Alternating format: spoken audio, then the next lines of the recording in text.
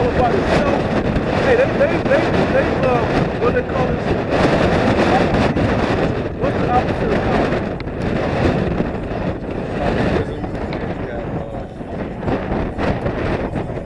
You got capitalism. Capitalism. Right. So it basically leads you into an every man for himself situation. If you work harder, you can prosper. But that's not what the hell we trying to work for our people. He wants us as a nation to be all on high. No, say it. You about to say it? They say, or look it up, is democracy, self-governance, self-government, self-ruling. We're not self-ruling. We're ruling under the devil. Right. So we're under his laws, under his unrighteous decrees. That's exactly right. He rules in that way. He rules not in everybody's best interest. When we rule, we're going to rule in everybody's best interest. You got it. Back at one. The wise judge will instruct his people on the government of recruited man is well ordered. The government of recruited man is well ordered. As the judge of the people is himself, so are his others. What manner of man ruler of the city is, such shall obey their ruler in. That's why everybody's getting out there to the purge. Because everybody's trying to hoard everything for themselves. Okay, that's the mentality in the earth. When Yahushua begins to rule, which we're about to get to that happening, okay? Now the people are going to have a different wise mentality in the earth now. Now they're going to look out for each other, particularly us. We're going to be really looking out for each other. We're going to force the heathen to start to pick up that mentality. Because Esau is a covetous man. Right. And now everybody, that's passed on to society where everybody's covetous. Everybody's dog. It's a dog world. That's right. You know? Yeah, I want what my neighbor has. I hate the quote a nigga, but Tupac said, why is there anybody with a 6-bedroom house or a 15-bedroom house when the people that don't have a house?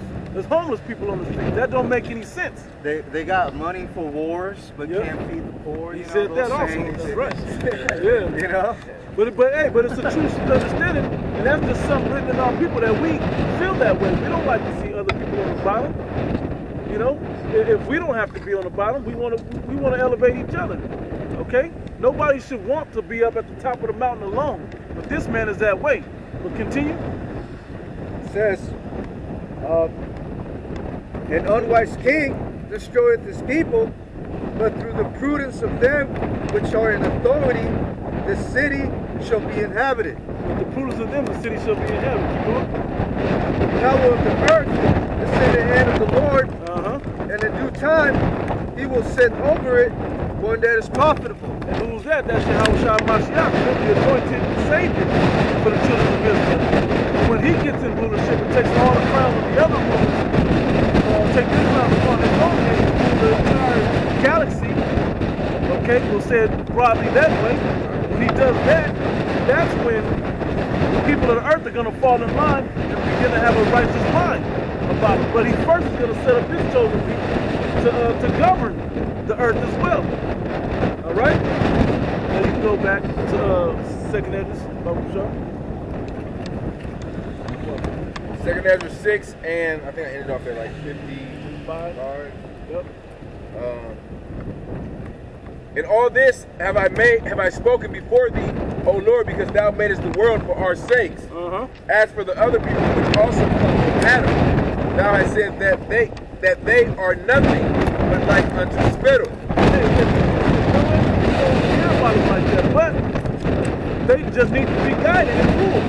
They need their creation was to be employees, while the children of Israel was created to be an employer. Okay? We're not going to go into the deeper meaning for that. You guys can figure it out on the study. Okay, but that's the scenario. Okay? And if you look at the customs of the heathen, they're vain and empty anyway. They need somebody to show them how to do things in the earth. Who better than the people that was given the blueprint of how to live amongst each other and treat the earth itself, and even treat the power that gave this life. Okay? That's the wisdom the Israelites have. That's the wisdom and understanding that the Israelites are supposed to be moving with in the earth. And we're coming back into that now as this breath of life is being entered back into our dead bodies, our dry bones. All right? Keep reading. As for the other people which also come of Adam, thou hast said that they are nothing but like unto spittle, and has likened the abundance of them unto a drop that falleth from a vessel. And now, O Lord, behold, these heathen which have never been reputed as nothing have begun to be lords over us. Hey, why are they over us and devouring us? Because we effed up in the eyes of the Heavenly Father. We didn't keep our end of the deal. Okay? So what happened? He put these curses on us. Now we have to live subject to the heathen. We have to live subject to their carnal ways. All right? We have to live to what the way that they want to rule and the energy they want to push in the earth. Live up to their wicked standards, which are really, their standards are below our standards. Right. You know, their standards is, you know, go to school, go to college, get a degree, and get a job, and Esau taught them that. Yeah, and work 30, 40, 50 years and retire and die. That's life to them. Yeah. And, you know, have a vacation and a pension and a 401k. That ain't shit. That's Esau's standards. Our standards are, we're a royal people. We got the real royal bloodline. Right. You know? Y'all was gonna say the elites they don't teach their children. Yeah, that's right. They teach the rest of the goyim. Yep. You know. Even their own people. Yeah. Low level of their own. But those that are really in power at the top of that hegemony, that oligarchy that's at the top, they don't teach them that value. They pretty much know you're gonna inherit the earth. Yeah. We have the power, we all run the the world, resources they're in. Yep. and hey, you gonna rule it. You know, once we die, we gonna pass it to you. You take the throne. You keep this thing going over and over. So they believe in reincarnation. They know if they can pass it back down to themselves. They keep it in their hands. They understand. Right. They teach the people. Even the Lord knows who they are. They think it goes to the right.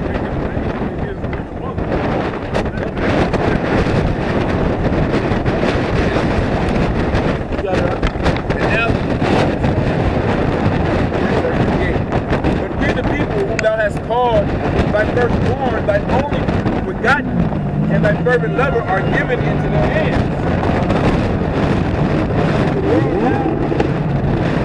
The world now be made for our sakes. Why do we not possess an inheritance with the world? How long shall this endure? How long we gonna be on the ground? We're supposed to be in the earth. And Jeremiah the 2nd chapter says, Jacob a homeborn slave. Is Israel homeborn slave? Why is he spoiled? Because he is a servant. Why? He just supposed to be on the bottom? No. Hey, why do you think our people always want to have people look to ourselves? It's in our spiritual on that higher level, but we're just out of order the way we do. All right, but now coming back into the spiritual, that's when we start setting up the hierarchy in a humble manner the way it should be. So we're gonna come up that clutch. Y'all was trying to say, seek ye the kingdom first. Yep. Everything else. We had it. That's right. Matthew the 6th chapter. That was it on that, right? I gotta bring it. Psalms 2:10. Be wise now, therefore, O instructed judges of the earth. Serve the Lord with fear and rejoice with trembling. Judges of the earth, because the Israelites are really supposed to be judging the earth. We're supposed to be ruling the earth. Right?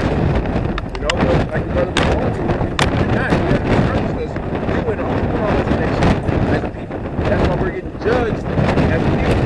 And when you look at the other great kingdoms that are in the earth, Persia, Medes, and so on and so forth, but that moment, who they have at their right hand? They had an Israelite that could break it down the plans of the Heavenly Father that he was giving them through dreams and other situations.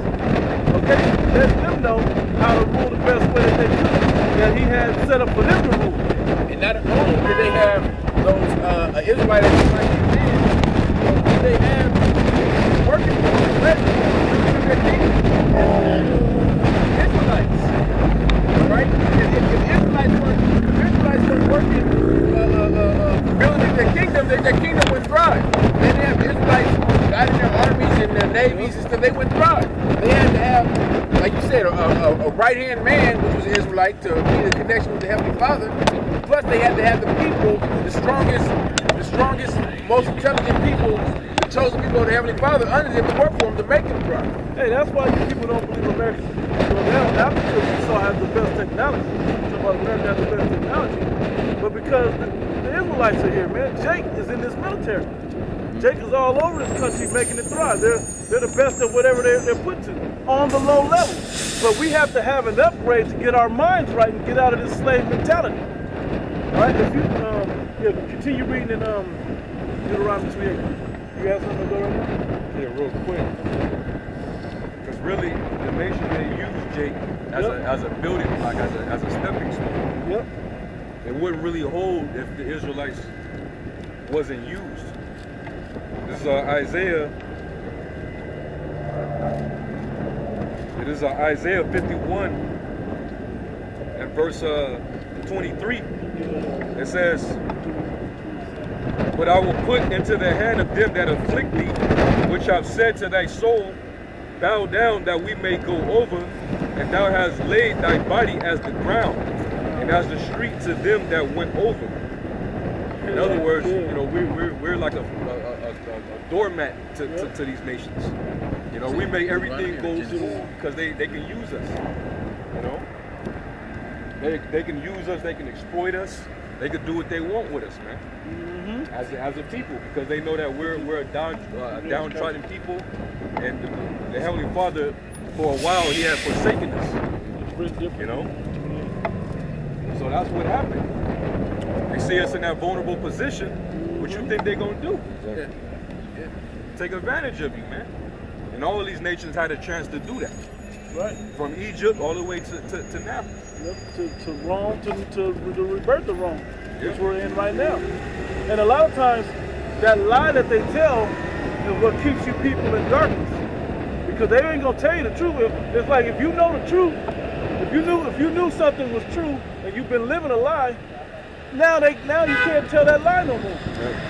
They can't keep you in the same mind state of believing that lie. And that's the point. That's why we're at this point of all things being revealed. Which means we're in the time of revelation, of revealing. All right? You got something else?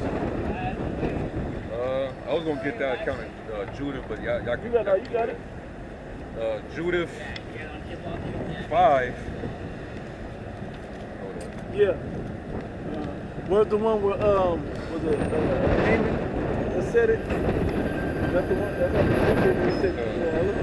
Somebody grab that one. This is Judith 5 and verse 17, and it says, "And whilst they sinned not before their God, they prospered, because God that hateth iniquity was with them. But when they departed from the way which He appointed them, they were destroyed in many battles very sore, and were led captive into a land that was not theirs, and the temple of their God was cast to the ground, and their cities were taken by the enemies. But now are they returned to their God, and are come up from the places where they were scattered, and have possessed Jerusalem, where their sanctuary is, and are seated in the hill country, for it was desolate. Now therefore, my Lord and Governor, if there be any error in this people, and they sin against their God, let us consider that this shall be their ruin, and let us go up, and we shall overcome them. That's the one. That's the one. Yeah. But if there be no iniquity in their nation, let my Lord now pass by, lest their Lord defend them, and their God before them, and we become a reproach before all the world." Same thing that he thought in Egypt. He said, "Hey, they're becoming mighty in number. Let's put some hell on them before they wake up and join unto one of our enemies and overthrow us." They were always concerned about what the Israelites would do. That's why they had that the secret councils, man, to make sure to keep us from being a nation. They see how quick we rise up. Yeah, we can build an army in a space of a few years. That's why it says that in Psalms 62, they only consult together to cast us from our excellence.